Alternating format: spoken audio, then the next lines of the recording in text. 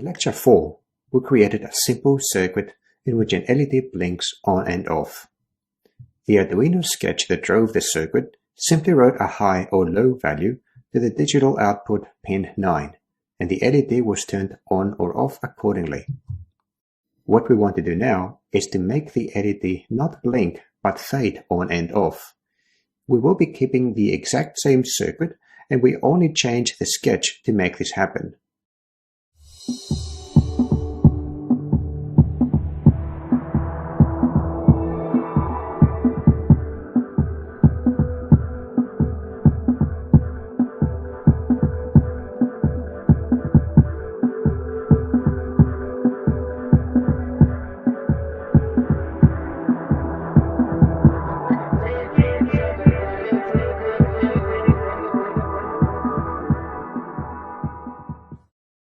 Here is a new sketch, slightly modified from the sample in the Arduino IDE, which you can load by going to File, Examples, 01 Basics, Fade.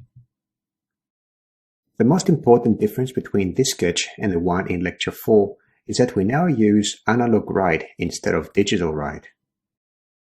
While digital write can only output a high or low value, analog write allows us to output any value from 0 to 255, or to be more precise, any of 256 voltage levels from 0 to 5 volts. The higher the voltage on the pin to which the LED is connected, the brighter the LED will be lit. In the loop function, we first set the brightness of the LED using the analog write function by setting the pin to which the LED is connected, and the brightness. Brightness is a global variable of type integer that was initialized to be 0 when the program starts. So, the first time that the program runs in the Arduino, this instruction will look like this: analog write, parenthesis 9, 0, end parenthesis. The next instruction, we calculate a new value for the brightness. The new brightness is equal to the old brightness plus the fade amount, the value stored in another global variable that we set to be 5 in the very start of the program. So the first time the program runs, this instruction will look like this: brightness equals 0 plus 5. Therefore, brightness will now become 5.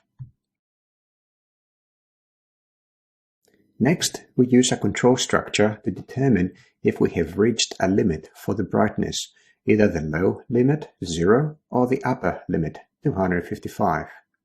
If we have, then we switch the sign of the fade amount variable.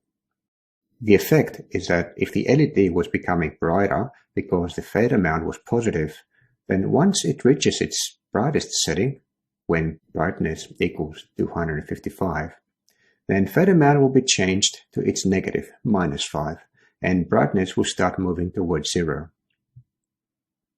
In the statement, if parenthesis brightness equals to 0, and notice here the double equal sign, which tests for equality and is not an assignment, or, which is denoted by the two vertical lines, brightness equals to 255, end parenthesis, the part with the parenthesis is called a condition.